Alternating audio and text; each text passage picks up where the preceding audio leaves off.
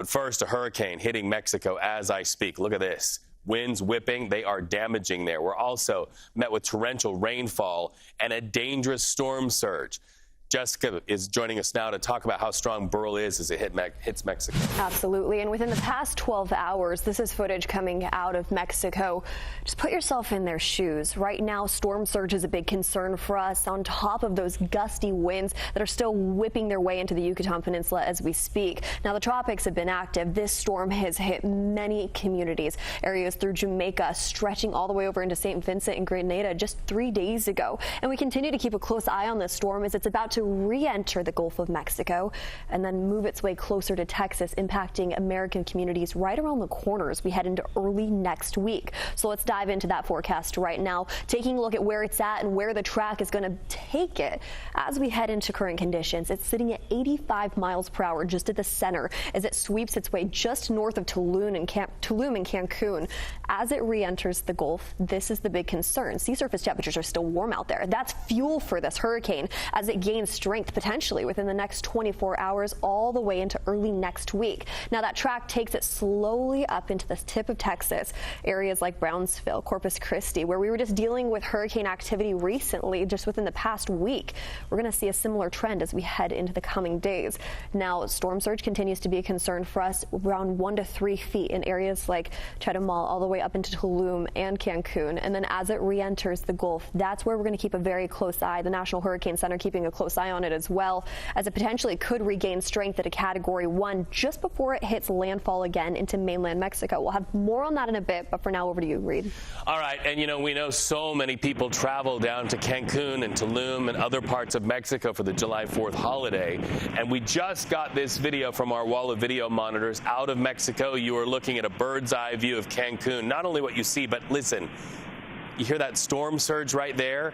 That's how powerful those waves are right there coming into the beach, driven by such strong winds from the hurricane.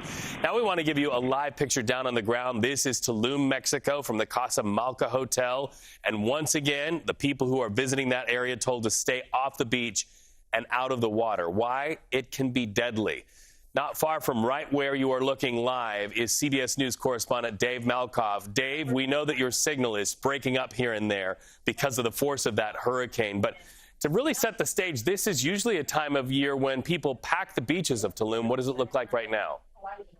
Reed, we were in the direct path of Hurricane Beryl, and you can see it's still windy a little bit here at a shelter that we were put in for this resort here. About 600 people were in the shelter. We actually had the hurricane come right over us. We are 6.2 miles from where it made landfall. And I want to point you over to this right here on the wall. This is some damage, and this was not damaged when we first got here. This is a brand new convention center here at this hotel. You can see pieces of the side of the hotel that are broken, but that's about the only damage that we see here. We do see some downed trees over here. There's about 600 people out here, and we're going to just walk inside just for a second.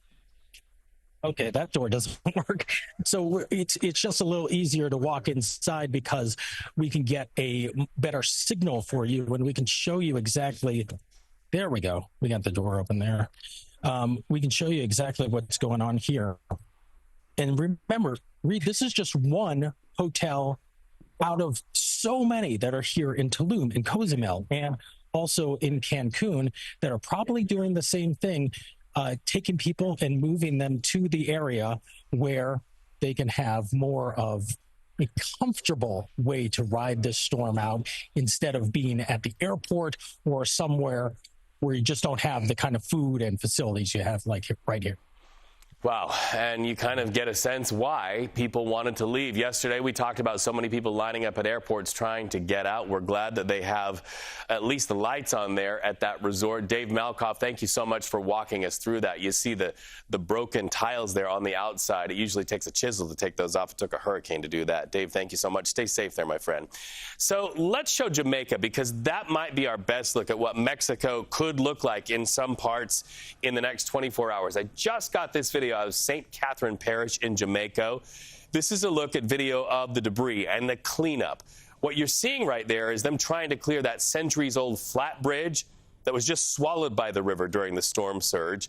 You can see they've got the big equipment out. That's a plus in the wind column. But we also know that the reality is infrastructure damage throughout Jamaica. Some roads are knocked out. We're told water and sewer in some parts of Jamaica not working, and electricity is out in many parts. So what does that mean? It's going to be tough for people who are there, the guests who chose to just stay and hunker down. This is what a first walk through the resort of Montego Bay looked like at sunup.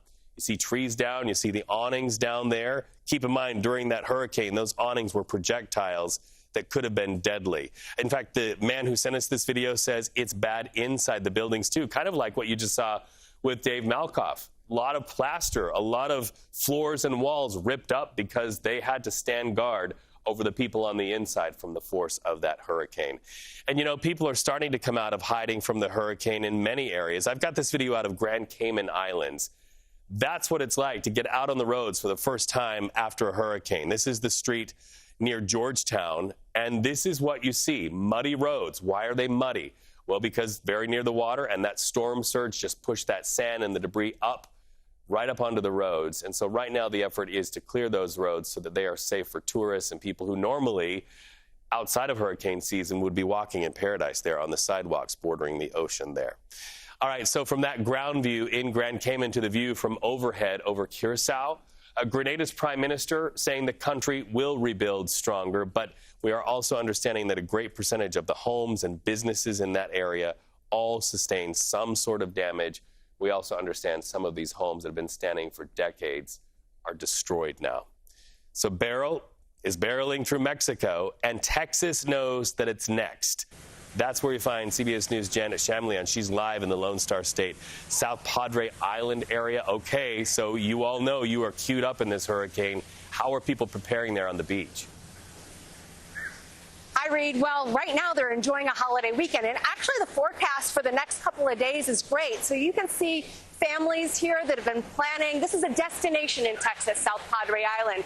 People were really enjoying the weather. We did have some shark attacks we can talk about here yesterday, but there is concern about what's coming.